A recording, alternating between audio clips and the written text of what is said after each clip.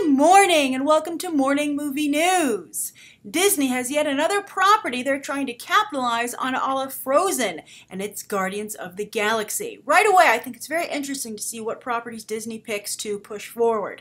We're seeing a lot of love for Frozen. Now we're starting to see love for Guardians of the Galaxy, but despite Maleficent being one of the biggest performers of the year, not just for Disney, but for Hollywood in general, where is the capitalization on that property, right? Why aren't we seeing more of that integrated into the theme parks, etc.? But we're not. The focus is on Frozen, of course, which we've discussed a lot here at this point. But now I think many of you will be pleased to see that we're going to start discussing Guardians of the Galaxy. So what's happening? We've already talked about the lack of Gamora merchandise, which was a little bit of a negative story for Disney. But now we have a positive one that was sent to me actually by Malcolm Harris over on Facebook. And that's the news that Disney is introducing a Guardians of the Galaxy dance party at Walt Disney World. Now, dance parties have been very, very effective for the Disney theme parks. They started out having them for New Year's and, you know, their basic holiday events. But I think New Year's is where it really began. I've been going to Disney World for quite some time now, practically my entire life, and so I've been able to notice these growing trends. So it started out basically at New Year's. Then the dance parties became something they had all the time. You know, for instance, at Tomorrowland at the Magic Kingdom down in Florida, they had them regularly. Then over at Disneyland, particularly in California Adventure, I also frequent that park as well. They've been introducing themed dance parties. For instance, they had one for Tron Legacy, which was awesome, better than the movie, and one right now that's still going on right to this day, which is the Alice in Wonderland Mad Tea Party dance party, which is very cool. And that's been very popular. Obviously, it's still going. But now the Guardians of the Galaxy are going to get one. Now, it's only for one night at this point, and it's going to be during their Villains Unleashed. Yes, that's the name. Villains Unleashed ticketed event, which is a one-night party, but I think they're just testing the waters here. Expect both this Villains Unleashed event and the Guardians of the Galaxy dance party to return. I think Disney just wants to see the level of interest, which I suspect will be high. But anyway, Villains Unleashed hasn't happened yet. It's August 23rd. If you're in the Orlando area or if you're going to be in Disney World at that time visiting, you might want to check it out. It's going to be a whole Villains-themed night with, you know, snacks and meet and greets, etc. And now part of it, I don't know how Guardians of the Galaxy really fits into that, considering they're heroes. I guess you could say that at one point they were villains, but let's be honest, they never were really that villainous in the film, right? Unless Ronan's going to show up, which would be kind of awesome, right? But you know who is going to show up at this dance party? And this to me is the most exciting thing. They strongly hint that Star-Lord and Gamora are going to show up, which means there's probably a Star-Lord and Gamora meet and greet on the horizon. And I think that's a phenomenal idea. Not only because I like seeing more and more Marvel meet and greets go into the theme parks, they don't really have them in Orlando because they have a conflict of interest with Universal Studios Islands of Adventure, which has a Marvel land. And I believe there's something built into the contract there with Universal that no one else in the Orlando area can feature anything having to do with Marvel. But right now, if you're in Disneyland, you might have noticed that you can meet Thor, Captain America, and Iron Man. And I bet very soon, Peter Quill, aka Star-Lord, we'll call him Star-Lord, we'll play along, and Gamora. Now, of course, as I said, there was a problem with the Gamora merchandise and being a lack of it, so I think it's great that she's been chosen for the meet and greet. They could easily have gone with Drax. I'm sure they'll find a way to bring Rocket Raccoon and Groot into the picture as soon as possible. But Gamora is great, not only because there's a lot of demand for her, obviously, but also, you know, I think it brings a little more diversity. I know we talked a lot about it this weekend, but it's an important subject matter because fans like to see equal representation. They like to see themselves, you know, up there in the things that they love. Just, you know, it reminds me of a famous Dick Wolf quote. He produces, of course, the famous Law and Order franchise, and he had said when he first started introducing female characters into his show, this was, you know, a long time ago, obviously, he expressed with disbelief that, wow, women like to watch themselves. Who knew? And yes, everybody likes to watch themselves. They like to watch other people as well, but I think it only increases their interest if they see themselves up there as well. So the reason I bring this up is that right now, Disney is mostly white princesses meet and greet, white meet and greet characters in general. I mean, there's Pocahontas and Mulan, but they're used sparingly. So you really only have Tiana and Jasmine, Princess Jasmine, making appearances in the parades and meet and greets. So to bring Gamora into the mix, I think is going to be a really great way to mix things up, not only in terms of brands, but as I said, diversity. So I'm sure a lot of people will be very excited. I mean, talk about a cool costume that you get to wear, right? So would you want to meet Star-Lord and Gamora? Would you want to dance the night away with them? Do you think they'll play into Gamora's not wanting to dance when she shows up at this dance party? And what do you think of Disney's decision to advance the brand and their theme parks for Guardians of the Galaxy? More so than they are. And also, you'll notice that they're bringing these characters here. I guess that doesn't conflict with the Universal Islands of Adventure, because the Guardians of the Galaxy aren't featured in that park, whereas the other characters are. So that might be an interesting loophole, and maybe another reason they want to do an Inhumans movie. These are characters they can bring down to the Orlando area. So do you want to attend this dance party, and do you want to meet Star-Lord and Gamora in person? Do you think this is a good idea? All right, so that's the first story of the day. I think that's a fun one. The second story, it's a fun episode today. The second one is about Stormtroopers. There have been some photos leaked about how they're going to look in J.J. Abrams' episode 7, and because he isn't making a prequel, he really can, the sky's the limit, or his imagination is, as to what he can do in developing the brand and the world building. So the Stormtroopers have gotten an upgrade. As you can see, this is their new mask. I think it's obviously, you can right away tell it's a Stormtrooper, but just like a car, it's been streamlined and updated to have a more modern look. It's a lot sleeker, and also, I would love to see Daft Punk show up somewhere. They already were in Tron Legacy, so they have a relationship with Disney, but today that's also what that reminds me of. But people love Stormtroopers. I love Stormtroopers. One of the first year, I think the very first year I went to Comic-Con in San Diego, I'll never forget seeing a battalion of Stormtroopers, and that's just fans, by the way, who just put this together themselves, marching down inside the convention center in San Diego, outside the hall. And it was just so amazing and so much fun, and I've always had a special place in my heart for them ever since. And a lot of fans do at this point, because they've really gotten a lot of development.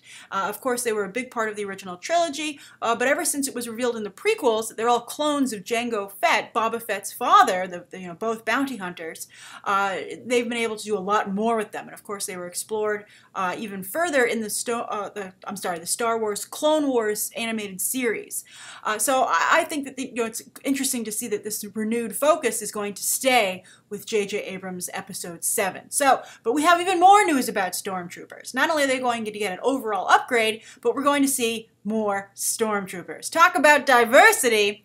We're going to see more Sandtroopers, but they have an even cooler look, as you can see now. Before, they just kind of had like little snap-on upgrades in the original trilogy, but here they have an even different, more, ghost-like look. I think that looks really cool as well. The rumor is they'll have flamethrowers as well. I don't know why you'd want a flamethrower in the desert for any particular reason, but maybe they're going to become glass blowers. Who knows?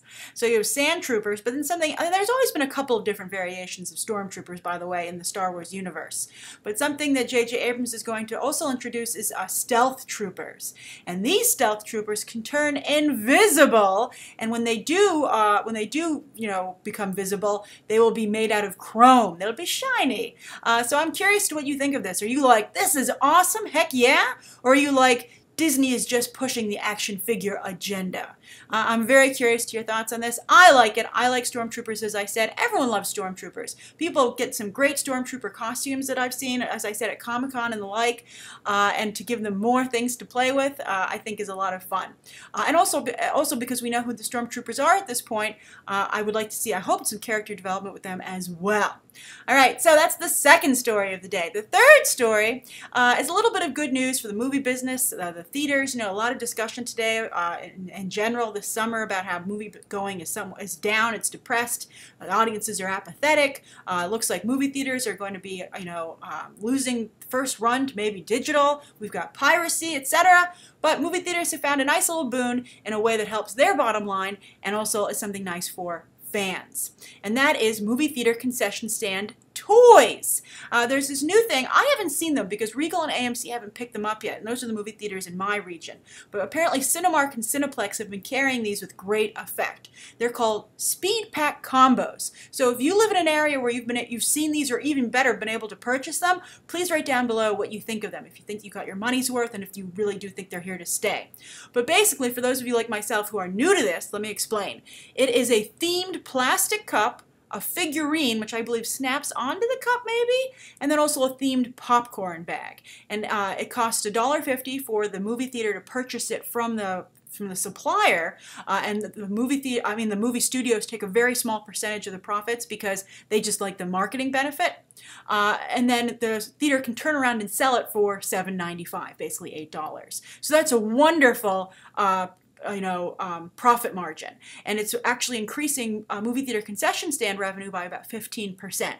Now, some interesting things here. How to Train Your Dragon 2, the top seller so far, and these are also apparently available in China, where they've been selling quite well. And so that's some great news for How to Train Your Dragon 2. Also, you'll see in Movie Math today, How to Train Your Dragon 2 got some very good news at the box office worldwide as well.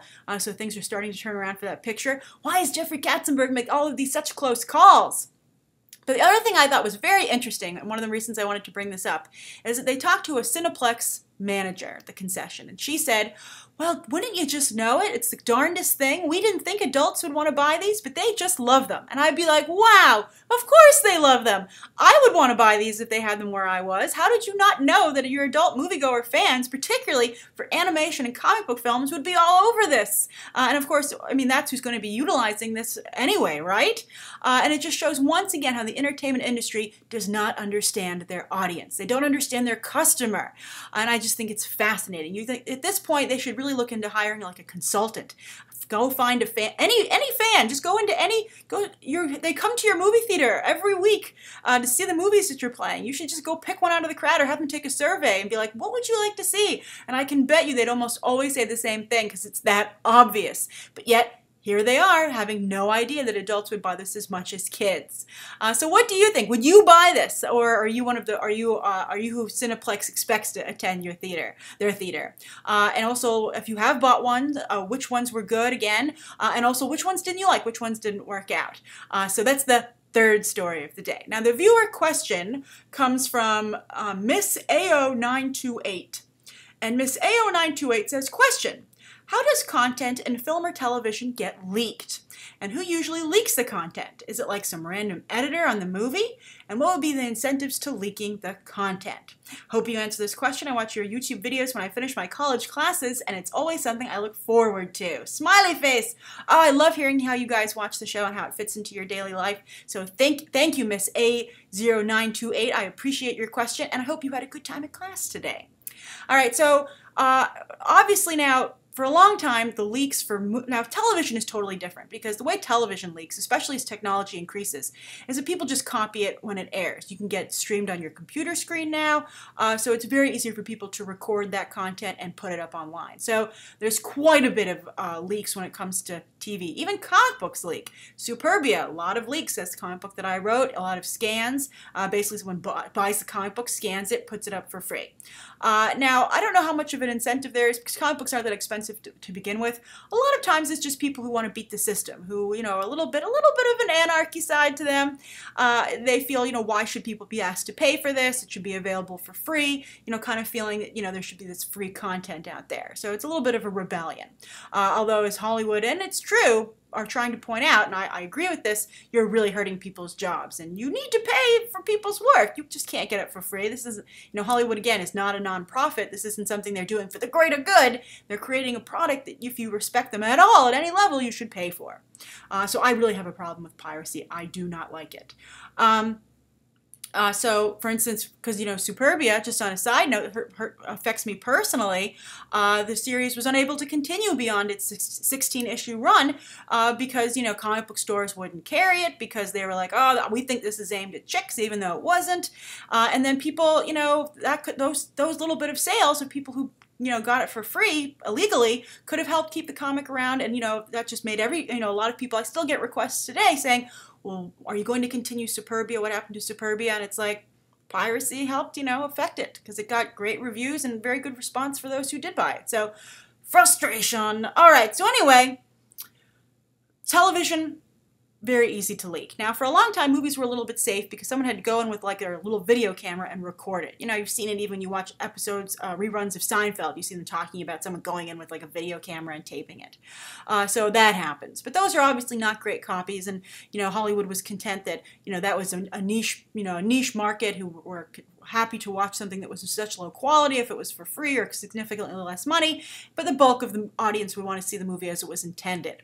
But now, as you pointed out, an editor could easily copy this movie and release it to the public, as is what's happened with X-Men Origins Wolverine and what happened with The Expendables 3. Now, so studios really have to be more careful clamping down security as to who can burn a copy of their movie in post and leak it. Now, why would someone do such a thing? Now, on the one hand, there is obviously a lot of money on the table here, because even though they can sell it to you for less on this illegal download, and sometimes they don't even make you pay for it, but there's so much money to be made off the ads that run alongside it as you're downloading it, etc., that there's still the pirates, the people who are putting this out for free, make a significant amount of money off of it. I mean, they're not altruistic. They want to make money. So they might have bribed someone. They could have an in at one of these post houses, and they get them to leak the copy. The other thing that might happen is you'll notice that both films that leaked are pretty darn bad. So someone who was working on it might be a little bit of an anarchist and said, nobody should have to pay for this crap. I'm going to release it as a way to kind of, I'm going to play movie god and kind of, forget natural or selection or audience selection. I'm going to go in there and torpedo this. I'm going to not only, rob the studio that made this piece of crap of their revenue, which is why they made crap anyway, because they felt they could profit from it. Well, I'm going to show them. And then also I'm going to warn people that it's so bad. The word of mouth will get out that it sucks, and people will not be tricked into spending their money on this. So it's either for mercenary reasons or for, kind of like rebel reasons. But at the same time, the person who worked on the film, who didn't greenlight the bad decisions, is affected. So I think it's really a problem. So that's what happens. That's the incentive, as I said, money or rebellion. And I hope that, Lionsgate is effective in what they're doing to get their damages. And as I've been saying, and I'll reiterate it again, look what happened to Legend of Korra. The crappy video quality I had to watch yesterday to watch that show because people pirated it was really frustrating. But, at the same time, it's a two-way street. Hollywood has to make, they may have to make content that people feel is worth paying for, and they also have to make their digital options competitive. So that, for instance, Korra, a lot of people said in that scenario, I wouldn't have pirated it if it was available in my country. So, touche! That's a really good answer. So we'll see. I'd be curious to know what the streaming numbers are for Nickelodeon. However, I had to watch a YouTube copy yesterday of The Legend of Korra because that Nick site would not work on my computer Google TV. It would not load. So I wanted to do it legally, but yet even I succumbed to piracy because, again, as I said, and I'm being totally honest, as you can see, even though I'm against piracy, I had no choice, like many of you, because I couldn't get the frickin' site to load. So I'm curious what you guys think of this situation. Why do you think people leak these copies? Is it for the money or is it for the glory, or the revenge? And also, do you think it needs to stop? I know a number of you really support piracy. I'm really surprised by that. So I'd really like to know in the comments how you can support such a thing that takes money literally out of the pockets of hardworking people at every level, not just the actors and the directors who get very big salaries, but the union members and the crew members who work at, often scale. So please write your thoughts down below. Thank you so much for tuning in today, and you can check out some more episodes right now.